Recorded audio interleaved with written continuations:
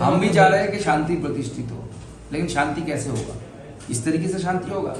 हर बार कुछ ना कुछ इशू होगा, दंगा होगा, पुलिस के सामने 2 हिंदू कत्ल हो जाएंगे, महिलाओं के साथ बदसलूकी होगा, महिला को हाथ पकड़ के, हिंदू महिलाओं के हाथ पकड़ कर खींचा जाएगा, उन्हें ऑफर दिया जाएगा कि आप कन्वर्ट हो जाओ इस्लाम में।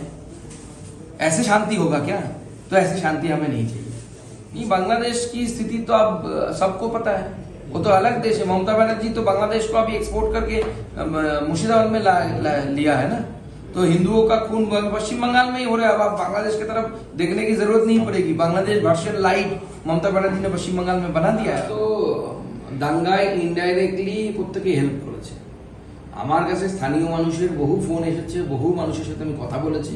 তারা বলছে বিধায়কের ভাই, বিধায়ক নিজে চালাতে পারবে না গুলি, বিধায়কের ভাই দাঁড়িয়ে থেকে গুলি চালিয়েছে, বিধায়কের ভাই চালিয়েছে, মনিরুল ইসলাম না কি নাম বিধায়ক, তার भाई চালিয়েছে। देखिए अधीर दा का बोधोदय हुआ है, लेकिन वो बहुत विलंबित बोधोदय हुआ है। अगर वो बांग्लादेश रुकना चाहते हैं तो जहां पे अभी वो है वो सही जगह नहीं है, क्योंकि उस पार्टी ने ही बांग्लादेश बनाया है। पहले पाकिस्तान बनाया, बाद में वही बांग्लादेश बन गया।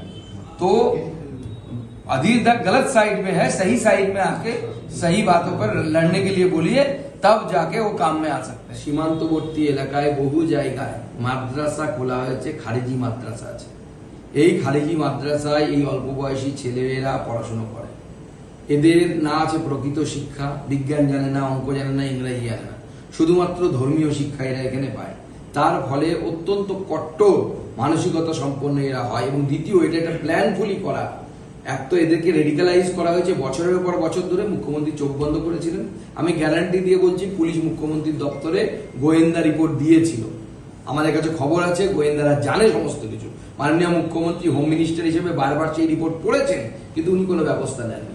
দ্বিতীয়ত, প্ল্যানফুলি এদেরকে সামনে রাখা হয় যাতে অপ্রাপ্তবয়স্ক হওয়ার জন্য এদের বিরুদ্ধে পুলিশ যেন কোনো মামলা দিতে না পারে, বা সেই মামলার যেন কোর্টের মাধ্যমে তাতে শাস্তি না হয়। এই দুই প্ল্যানিং এর মাধ্যমে করা হচ্ছে। হিন্দু সমাজের অত্যন্ত বিপদের সময় হিন্দু সমাজকে এটা বোঝা উচিত এবং সেই অনুসারে কাজ করা। মুখ্যমন্ত্রী দেখুন, মাননীয় মুখ্যমন্ত্রী মিথ্যে কথা বলছে। এটা মাননীয় মুখ্যমন্ত্রীর পুলিশ কোর্টে দাঁড়িয়ে বলেছে। কোর্টে যে পুলিশের যে বক্তব্য, সেই বক্তব্যের মধ্যে পরিষ্কার, গতকালই আমি আপনাদেরকে দেখিয়েছি পুলিশের রিপোর্টটা তুলে ধরে, সব জায়গায় লোকাল লোকাল লোকাল। অথচ মুখ্যমন্ত্রী আগে বলেছিলেন যে বাংলাদেশ থেকে লোক এসে নাকি এসব করেছে। বর্ডার নাকি বিএসএফ বর্ডার খুলে দিয়েছে, কুণাল ঘোষকে দিয়ে বলিয়েছিলেন উনি, লোক ঢুকে গেছিল, তারপরে গন্ডগোল করে আবার বর্ডার খুলে দিয়েছে। বিএসএফ এর বর্ডার খুলে দেওয়ার পরে চলে গেছে। উনি বুঝতে পারছেন না বর্ডারটা কোনো রেলওয়ে ক্রসিং নয়, যেভাবে তুলে দিলাম আবার ঢুকে গেল আবার চলে গেল, এরকম হয় না। এই যে মুখ্যমন্ত্রী মিথ্যেবাদী, সেটা তার পুলিশ কোর্টের সামনে গিয়ে বলছে। ब्रिगेड होता है, इससे पहले भी हुआ था, बहुत भीड़ हुआ था, एक भी सीट नहीं मिला था। इस बार भी सीट नहीं मिलेगा। जितना ब्रिगेड कर लो, पॉम्परेट कर लो, जो चाहे कर लो, कुछ नहीं। খেয়ে দিয়ে কাজ নেই বলে সিপিএম এর ব্রিগেডে যাবে। সিপিএম এর ব্রিগেড প্রত্যেকবারই হয়, এর আগের বারও হয়েছিল। বিরাট বেলুন, পরে দেখলাম বেলুন চুপসে গিয়ে একটাও সিট নেই। এবারও তাই হবে, চিন্তা একটাও সিট পাবে না। বাংলা খবর, আপনার রাজনীতি, আপনার আওয়াজ।